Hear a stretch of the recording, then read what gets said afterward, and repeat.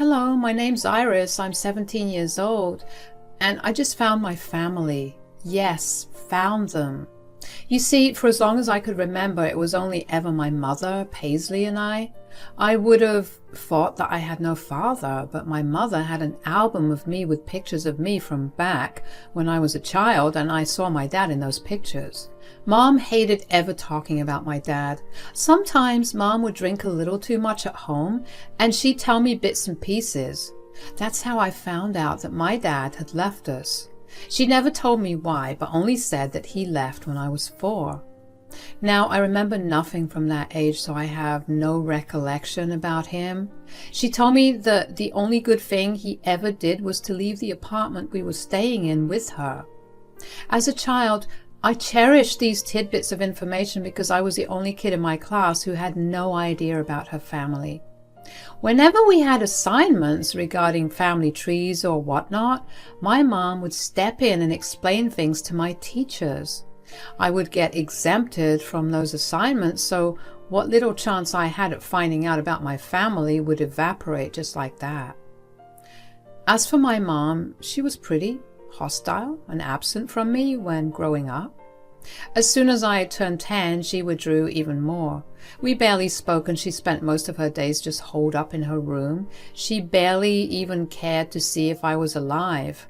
Sometimes I tried to go and interact with her, but she dismissed me away. She'd tell me to buzz off and stop disturbing her. Of course, I was a child, and that hurt even more. Especially considering my mom never did anything. She never worked, and as far as I was concerned, she barely ever left the house except to go shopping for groceries, a task I had to beg her to do a week in advance, for which I would get yelled at relentlessly.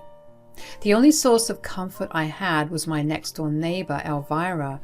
Elvira was much older than my mom, but she always came over to drop off some baked goods or another. The house never ran out of sweet food because of her.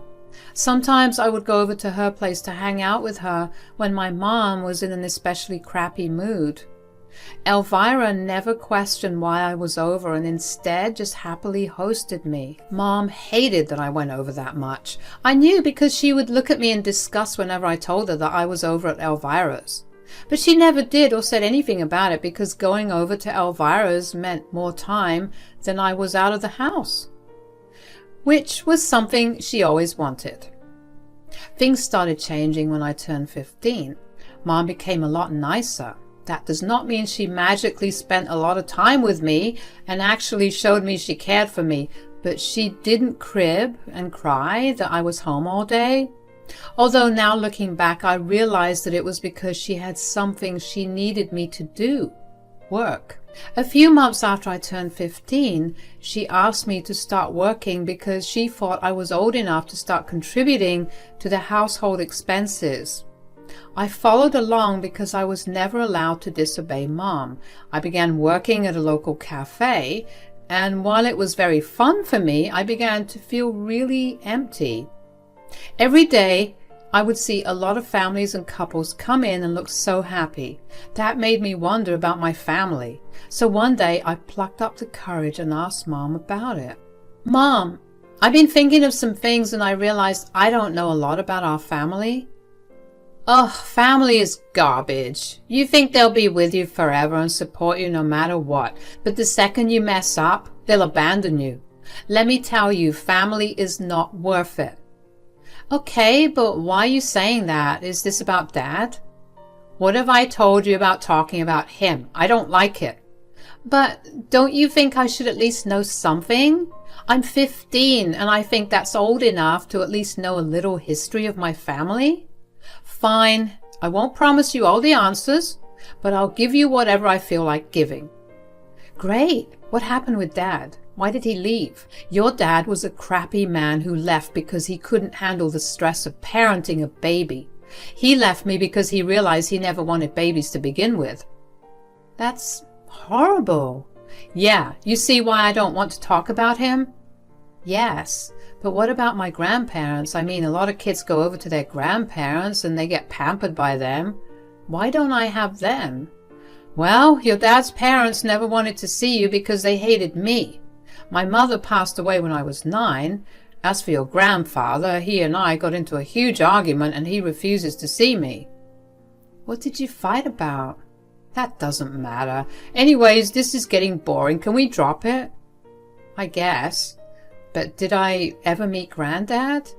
"No, he lived in another state, and your dad and I never had any money to go over. Your granddad was a workaholic, so he never had time to come over and meet you either." "Okay. What happened? Why do you look so sad?" "You know you're privileged enough to have your mother with you. Am I not enough of a family?" "You are. I'm really grateful for you, but it's just sad that I never met my grandparents." "I wouldn't say that." "What do you mean?" "Well, you met your dad's mom once." "Really? Can I meet her again?" "Absolutely not. I am your only family. Everyone in our family has hurt and abandoned us." "But I don't even know them." "So you're willing to talk and reestablish a relationship with people who hurt me so much? Do I mean that little to you?" "No, Mom, you're everything for me. I won't do anything like that." "Good. Now, I never want you to bring this up again." I would have fought for more information, but I knew that what I got was the most I was going to get out of my mom. The fact that I had met my grandmother kept playing in my head for a long time afterward. Every time I thought about reaching out to my dad and asking him if I could meet him and my grandma, I would stop myself. Not only because I didn't want to go against my word to Mom, but also because I realized that I was genuinely beginning to develop an intense hatred and anger towards my dad. At that time, I couldn't help but wonder what kind of man just abandoned his child and wife because he got cold feet. But most of all, I felt sorry for Mom. She not only got left by her husband, but her dad also stopped talking to her. That's two men in her life who left her just like that. I couldn't imagine what it must have been like for Mom. And then, when I thought about how hurt Mom would be if I ever reached out to either my dad or her dad, I felt crappy. I knew that there was no way that I could do that. To stop myself from dwelling on the new information I got, I poured all my time and energy into school and work. I was doing fairly well in school, and work began to get tiring. The only silver lining was the money I was earning. Initially, Mom was really happy about it, but after a year of working, she began to get fussy. She went back to complaining about the lack of money. I was used to that, but what I wasn't used to was her directing her frustration and anger about our lack of money at me. Suddenly, I went from barely being acknowledged to always being the target of her anger. Every time I got paid, she would yell at me for not working more hours. No matter how many times I explained to her that as a minor, I was only allowed to work a limited number of hours, she never cared to listen. Eventually, I learned to live with her nasty behavior. With every complaint she made, I couldn't help but notice all the places our money gets spent. It always went into the food that she insisted on getting delivered home and her cigarettes. A few months after I turned 17, I had enough. Mom was counting how much money I had made and complaining as usual. And midway through the conversations, something in me snapped. "Ugh, you take up too much space and money." "I'm sorry, I've been in my room the whole time and I don't even spend on anything though." "Then why the hell are the utilities so high? Why do we not have any money?" "Maybe because you insist on eating out almost every other day and you've been buying a lot of cigarettes."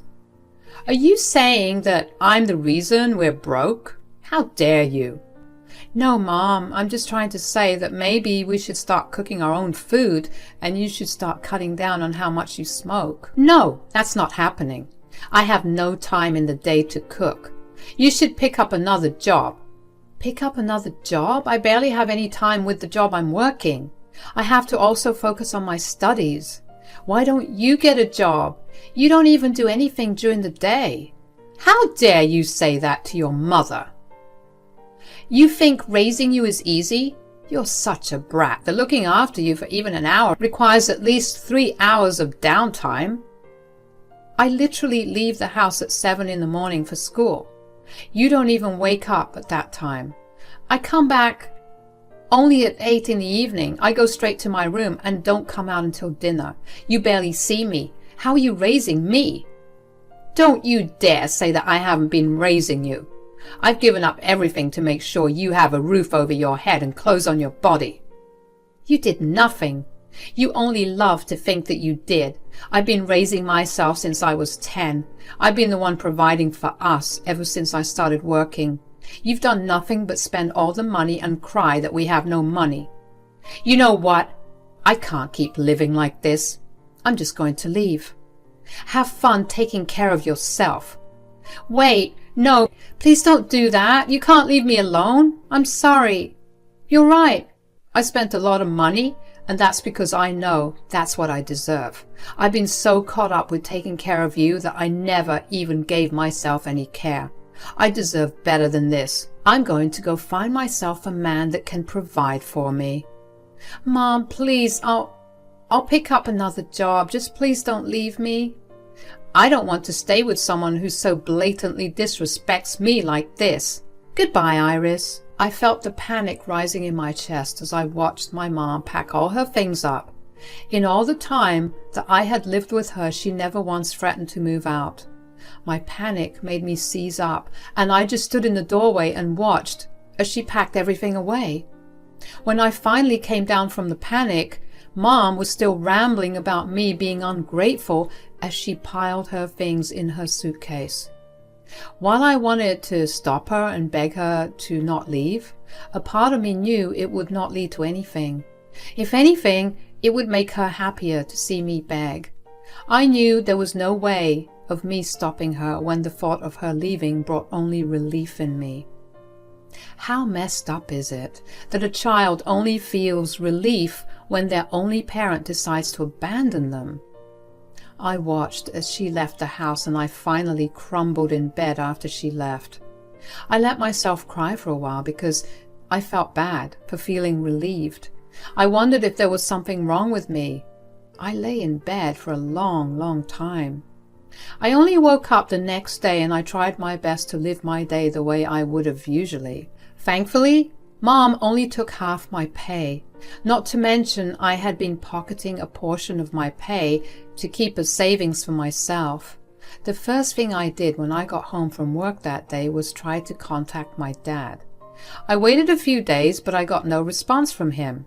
I considered ordering the ancestry test kit that would tell me my ancestry, but I was worried about someone finding out that I was all alone at home. I hoped that no one had caught on to me living alone, but Elvira did. She showed up at my place one day after I got back from work. Hi, I couldn't help but notice that your mother hadn't returned home since she left a few days ago. I got a little worried and came to see if everything was okay. Oh, that's nice of you. Well, my mother left me here. Left you? What do you mean? My mom decided that she was done with me and she no longer wanted to live with me, so she abandoned me. Oh my God! How are you going to manage? Well, I'm currently looking for my grandmother. You're looking for her? Don't you know where she is? I don't really know who she is. You don't? Then how do you plan on finding her? I don't really know. I was thinking of doing one of those ancestry things that will tell me who my family is. I tried reaching out to my dad in desperation, but that never worked out. What if the ancestry test doesn't work out? I have no idea. All I know is that I met my grandmother once when I was a kid. I want to see her again because at least I'll have some family with me. I see. How do you know you met your grandmother? I asked my mom about it, and she told me that I had. I mean, I was way too young when I met her, so I have no recollection, but knowing that I met her means that I have another family that I could get in contact with. Ah, well, I wish you all the best. I have to go. Bye. Is everything all right? You look a bit pale. Oh yeah, everything's just dandy. Goodbye now, dear. I was confused by the way Elvira was behaving. The second I mentioned finding my grandmother, she began to look paler and paler. I wondered if I had said something wrong to her, but eventually decided not to dwell on it too long. I had bigger things to worry about. I kept trying to reach out to my dad using the number that I had found in Mom's dresser, but I never got a reply. Frustration began to eat away at me. I began seriously contemplating foregoing all precautions for my safety and ordering the kit. But then one night, Elvira came by my door again. This time when I opened the door, Elvira looked intense. She walked past me and into the house. She sat on the couch and I sat down in front of her. We were silent for a bit before I broke the silence and asked if everything was all right. Is everything all right? I'm so sorry for coming over like this. There's something that I have to tell you. Oh, what is it? Are you still searching for your grandmother? Yes. Why are you asking? I wanted to tell you that you can stop searching for her. Huh? What are you saying? I'm trying to say that I am your grandmother. What? Elvira? Are you okay? I know I sound insane, but there's something that you don't know about. Everyone in your life has hidden it, but I hope that your mother would tell you one day. I'm only telling you right now because I didn't want you to feel as if you had no family. Okay, but what is it? The man you think is your father isn't actually your father. What? What do you mean? Years ago, when your parents had just gotten married, they moved into this apartment. Living next to them was my son, Tom. Your mom and Tom had an affair. Now, I'm in no way proud of what Tom did, but he ended up getting your mom pregnant. No, what are you saying? I'm so sorry that you're finding out this way, Iris, but your dad had his doubts about you being his. He never did anything about it until Tom came clean one day. Apparently your mother knew about your real father, but she wanted everything to be kept a secret. Guilt ate away at Tom and he confessed to your dad. Your dad had a DNA test done and the results showed that Tom was the father. Oh my God, what the hell? Wait, how did I even meet you? Was it you that I met? Yes, it was me that you met. Your mom and dad got into a huge fight after he found out about your mom's affair. He was not angry with Tom because your mom confessed that she coerced Tom into sleeping with her, or because she felt lonely when your dad spent his days working to provide for her.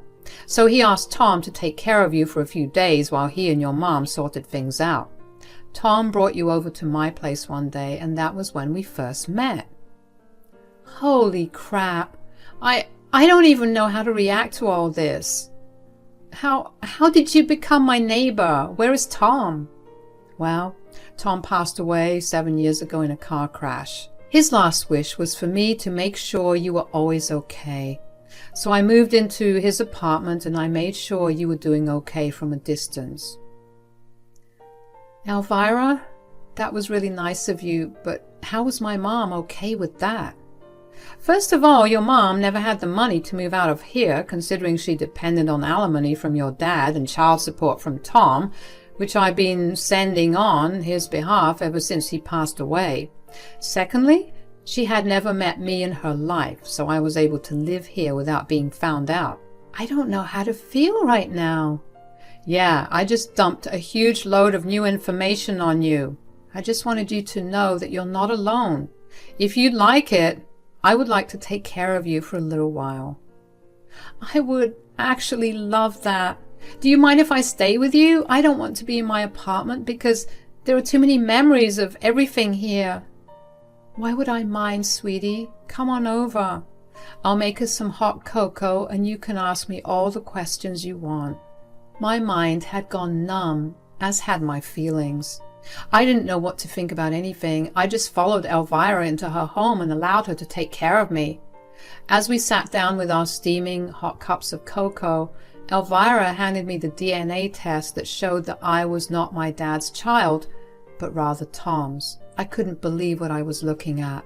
I just stared at the report for a long while before something in me just cracked. I couldn't believe that I had lived a life so devoid of family. I remember feeling so angry that my mom would do something as horrendous as what she did and still blame everyone else around her for her mistake. She didn't ever let me get in contact with anyone that was related. Why would she? I would have hated her if I knew, and I would never have provided for her. The audacity she had to make me feel so bad and leave me only made me angrier. As I sat there and cried for a long while, Elvira comforted me. She held me close to her and let me sob into her. I was so glad that she had been there watching over me without me knowing. She was like a guardian angel. When I finally calmed down, I asked her to tell me all about my biological dad, Tom. She told me that he had been an engineering student at the college near my place, and that he was a very sweet and compassionate person. Clearly, he had a good head on his shoulders for him to have come clean to my dad, who, I add from the pictures I saw in my baby albums, was a big buff man. Elvira and I cried some more that night as she shared a lot of stories of Tom. A piece of me finally began to heal. Elvira took on full financial responsibility for me. She helped me start looking for colleges too. I mean, yes, it's still weird to think that Elvira, the woman I casually saw from time to time while growing up, was actually my grandmother.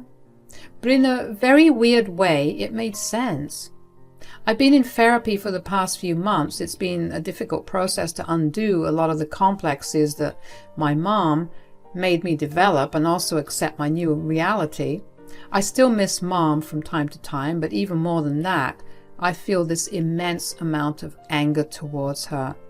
If I ever see her again, I don't know how I'm going to react, but that is a thought for another day.